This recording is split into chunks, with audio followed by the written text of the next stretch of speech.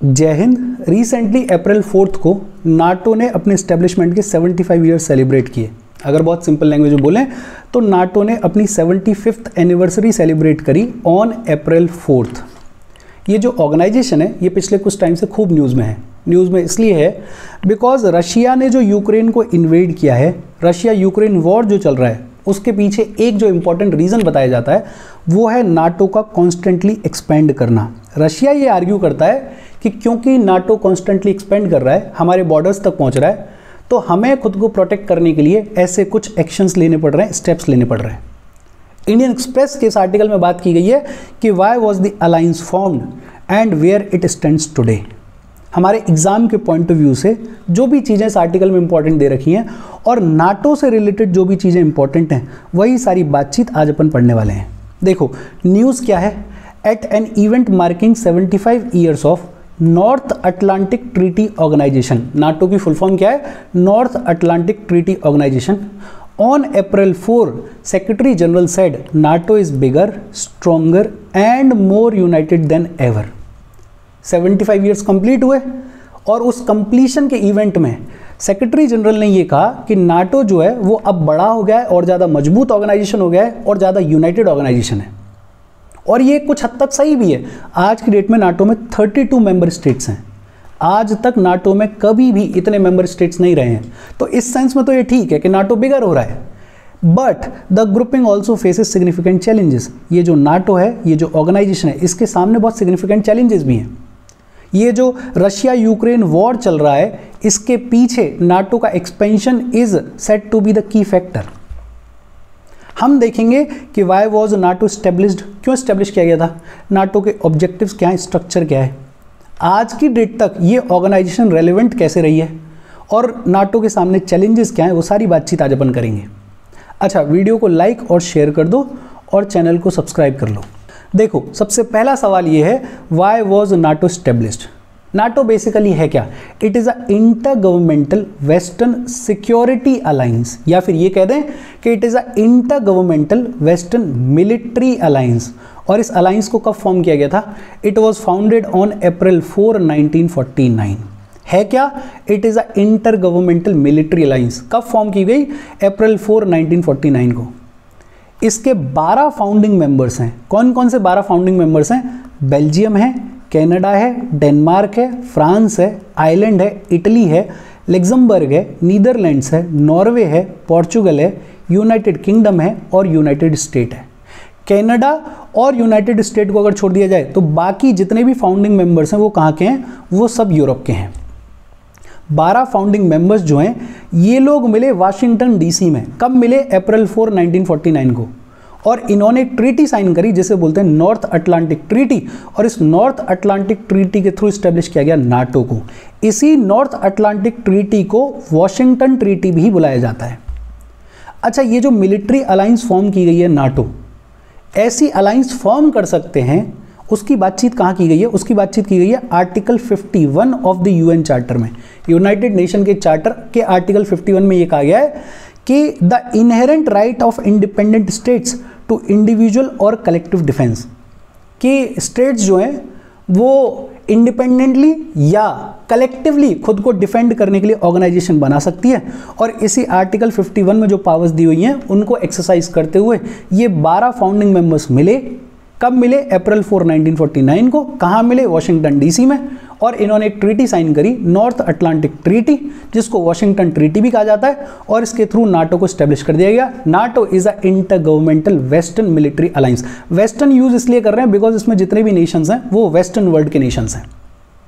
NATO को establish कर दिया गया।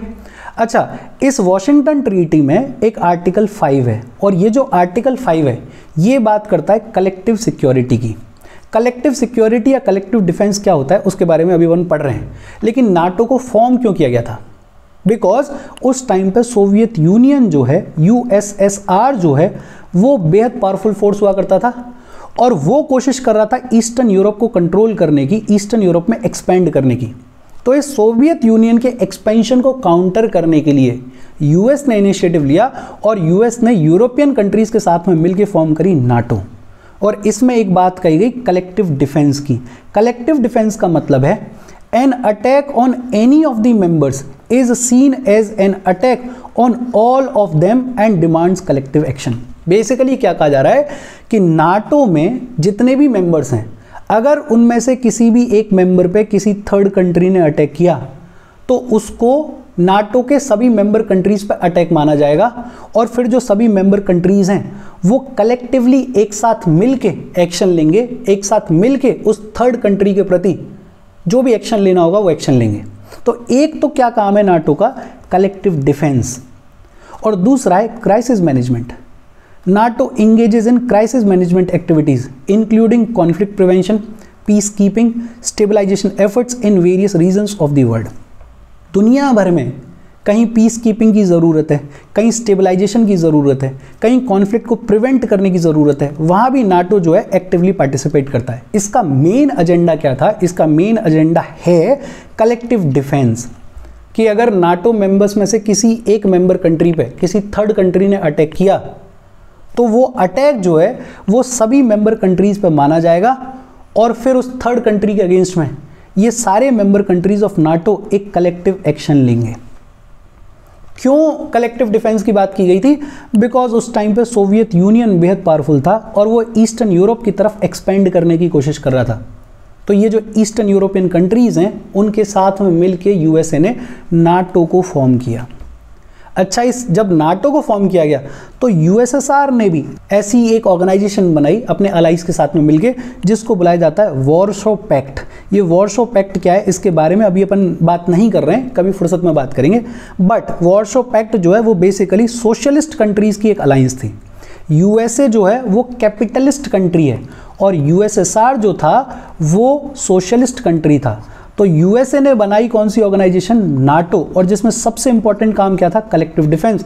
और यूएसएसआर ने सोशलिस्ट कंट्रीज के साथ में मिलकर क्या बनाया? Warsaw pact. और ये कब बनाया गया? 1955 में। हालांकि हम बात कर रहे हैं कलेक्टिव डिफेंस की। कलेक्टिव डिफेंस का मतलब अपने को समझ में आ रहा है, लेकिन ये ज़रूरी नहीं है कि जब भी कोई थर्ड कंट्री किसी नाटो के मेंबर कंट्री को अटैक करेगी तो हर बार ही नाटो मेंबर्स जो है वो मिलिट्री एक्शन लेंगे। क्या एक्शन लेना है, स्केल ऑफ द एक्शन कितना होगा, वो डिपेंड करेगा कि जिस कंट्री ने अटैक किया उसने किस तरीके का अटैक किया है, उसका मैग्नीट्यूड क्या है, और फिर जो मेंबर कंट्री है जिस पर अटैक किया गया है उसको क्या ठीक लग रहा है, बाकी के मेंबर कंट्रीज को क्या ठीक लग रहा है, उस हिसाब से एक्शन लिया जाएगा। इसका मतलब ये बिल्कुल नहीं है कि हर बार मिलिट्री एक्शन ही लेगा नाटो। डिपेंडिंग अपॉन की सिचुएशन कैसी है उसके अकॉर्डिंग एक्शन लिया जाएगा। अब तक जब से नाटो फॉर्म हुआ है तब से लेके अब तक सिर्फ एक ही बार इस आर्टिकल को इन्वोक किया गया है, आर्टिकल 5 जो की बात करता है कलेक्टिव डिफेंस की। कब इन्वोक किया गया था? जब सितंबर 11, 2001 में यूएसए के ऊपर टेररिस्ट अटैक हुआ था, तब नाटो फोर्सेस को भेजा गया था अफगानिस्तान में। और ये जो नाटो फोर्सेस हैं ये अगले 20 साल तक अफगानिस्तान में ही पोस्टेड रही थी। अभी रिसेंटली इनको विड्रॉ किया गया है, आपने न्यूज़ में सुना होगा। अपन ने क्या बात की है? अपन ने बात ये की है कि नाटो जो है वो inter governmental western military alliance है। कब फॉर्म की गई? अप्रैल 4, 1949 को। कितने फाउंडिंग मेंबर्स हैं? 12 फाउंडिंग मेंबर्स हैं। इन्होंने एक ट्रीटी साइन करी, नॉर्थ अटलांटिक ट्रीटी। कहाँ साइन करी? वॉशिंगटन डीसी में। इसीलिए इस नॉर्थ अटलांटिक ट्रीटी को वॉशिंगटन ट्रीटी भी बुलाते हैं। फिर अपन ने ये देखा कि इस वॉशिंगटन ट्रीटी में आर्टिकल 5 है। ये जो आर्टिकल 5 है ये बात करता है कलेक्टिव डिफेंस की। मतलब an attack on any of the members is seen as an attack on all of them and demands collective action. दूसरा, नाटो जो है वो क्राइसिस मैनेजमेंट में भी एक्टिवली पार्टिसिपेट करता है। नाटो को फॉर्म क्यों किया गया था? बिकॉज यूएसएसआर जो है वो बेहद पावरफुल था और ईस्टर्न यूरोप की तरफ एक्सपेंड करने की कोशिश कर रहा था। तो डिफेंस के तौर पे नाटो को फॉर्म किया गया था। यूएसएसआर ने भी काउंटर करते हुए 1955 में वॉर्सो पैक्ट को साइन किया था और एक सोशलिस्ट कंट्रीज की अलायंस बनाई थी। अच्छा, अपन ये कह रहे हैं कि कलेक्टिव डिफेंस मेन मोटो है नाटो का, लेकिन इसका मतलब ये नहीं है कि हर बार नाटो जो है वो मिलिट्री एक्शन के थ्रू ही रिटेलिएट करेगी। डिपेंड करेगा, सारे मेंबर्स देखेंगे, जो सिचुएशन होगी उसके हिसाब से एक्शन लिया जाएगा। एक ही बार इस आर्टिकल 5 को इन्वोक किया गया है जब सितंबर 11, 2001 में यूएस में टेररिस्ट अटैक हुआ था, the very famous terrorist attack on the twin towers. तब नाटो फोर्सेस को भेजा गया था अफगानिस्तान में और लगभग अगले 20 साल तक नाटो फोर्सेस जो हैं वो अफगानिस्तान में डिप्लॉयड रही थी। नाटो का स्ट्रक्चर क्या है? स्ट्रक्चर की अगर बात करें तो नॉर्थ अटलांटिक काउंसिल जो है वो नाटो की मेन डिसीजन मेकिंग बॉडी है। मतलब नाटो जो भी डिसीजंस लेता है वो किस बॉडी के द्वारा लिए जाते हैं? नॉर्थ अटलांटिक काउंसिल के द्वारा। और ये जो नॉर्थ अटलांटिक काउंसिल है ये सभी मेंबर कंट्रीज के एम्बेसडर्स से मिलकर बनी होती है। फिर नाटो में एक मिलिट्री कमांड स्ट्रक्चर भी है। मिलिट्री स्ट्रक्चर है जिसमें मिलिट्री कमेटी होती है। फिर ये अलाइड कमांड ऑपरेशंस को कैरी आउट करते हैं, अलाइड कमांड ट्रांसफॉर्मेशंस को कैरी आउट करते हैं, रीजनल कमांड्स होती हैं, फोर्स हेडक्वार्टर्स होते हैं, और सबसे इंपॉर्टेंट जो है वो है नाटो मेंटेन करती है अपनी इंटीग्रेटेड मिलिट्री फोर्सेस। ये बेहद इंपॉर्टेंट है। नाटो की इंटीग्रेटेड मिलिट्री फोर्सेस हैं जिसमें नाटो के सभी मेंबर कंट्रीज पर्सनल्स को भी भेजते हैं और एसेट्स के थ्रू भी कंट्रीब्यूट करते हैं। बेसिकली स्ट्रक्चर क्या है? नॉर्थ अटलांटिक काउंसिल जो है वो डिसीजन मेकिंग बॉडी है। सारे डिसीजंस कौन लेता है? North Atlantic council. फिर मिलिट्री कमांड स्ट्रक्चर भी है जो कि वेरियस लेवल्स पे ऑपरेट करती है। और सबसे इंपॉर्टेंट एक इंटीग्रेटेड मिलिट्री फोर्स जो है वो नाटो मेंटेन करता है। इस इंटीग्रेटेड मिलिट्री फोर्स में सभी मेंबर कंट्रीज जो हैं वो अपने पर्सनल्स को भी भेजती हैं, अपने एसेट्स के थ्रू भी कंट्रीब्यूट करती हैं।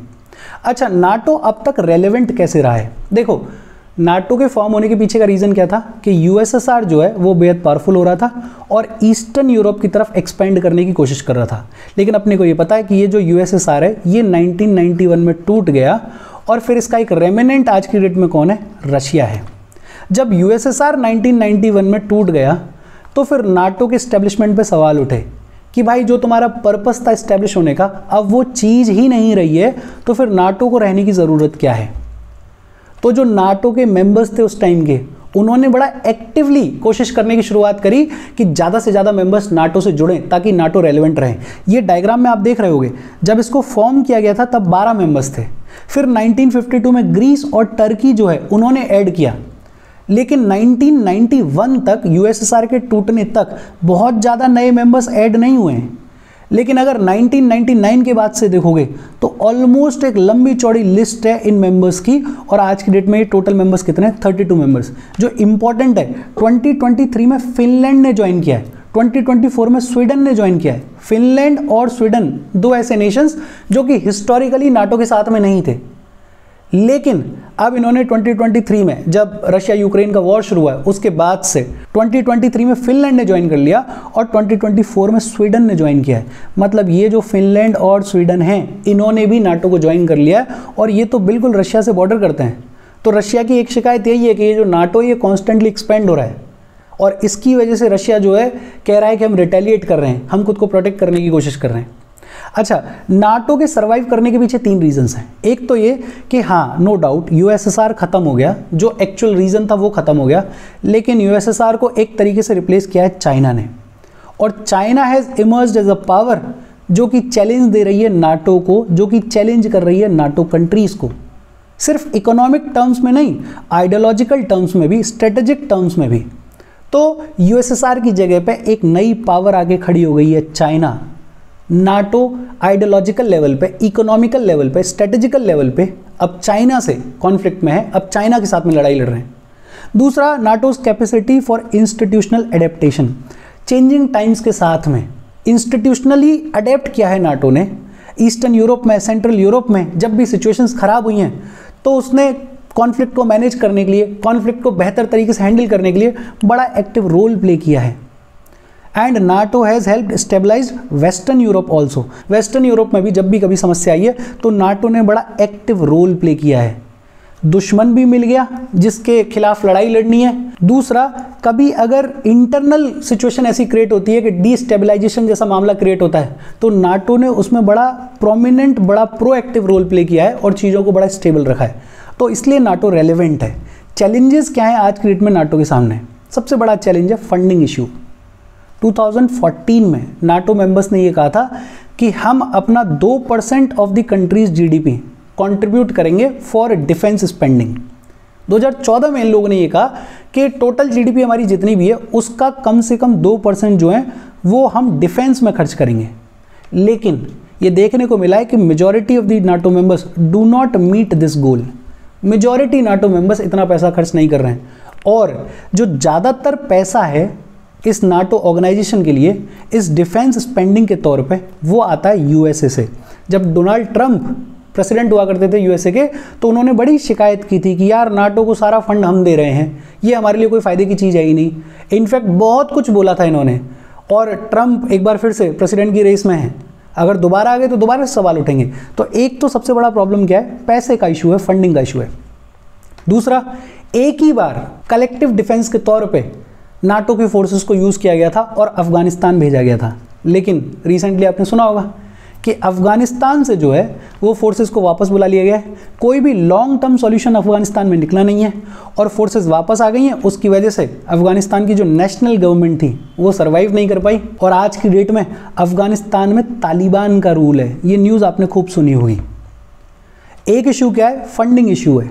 दूसरा इशू क्या है, जिस एक जगह पर नाटो फोर्सेस को भेजा गया था, लगभग 20 साल तक नाटो फोर्सेस वहाँ रहीं, उसके बावजूद भी वहाँ पे कोई लॉन्ग टर्म सॉल्यूशन नहीं निकला, कोई सक्सेस नहीं मिली। इनफैक्ट जब नाटो फोर्सेस वहाँ से वापस आ गई तो वहाँ की जो नेशनल गवर्नमेंट थी वो गिर गई, और आज की डेट में अफगानिस्तान में किसका रूल है, तालिबान का रूल है। फिर टाइम एंड अगेन जब भी रशिया और यूएसए की बातचीत हुई है, जब भी यूएस ने रशिया के कॉन्टेक्स्ट में बातचीत की है, तो वर्बल तौर पर यूएसए ने हमेशा ये कहा है कि हम ईस्ट की तरफ एक्सपेंड नहीं करना चाहते हैं। लेकिन उसके बावजूद ये देखने को मिला है कि नाटो में बहुत सारे फॉर्मर वॉरशॉ पैक्ट के जो मेंबर्स थे उनको एडमिट किया गया है।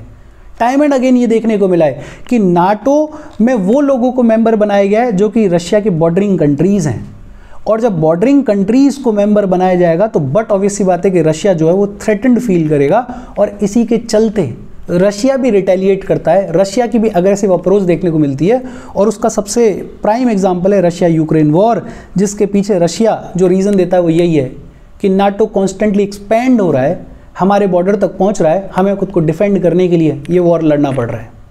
और इसके साथ नाटो की बातचीत खत्म हो गई। कोई डाउट हो please comment. Thank you very much.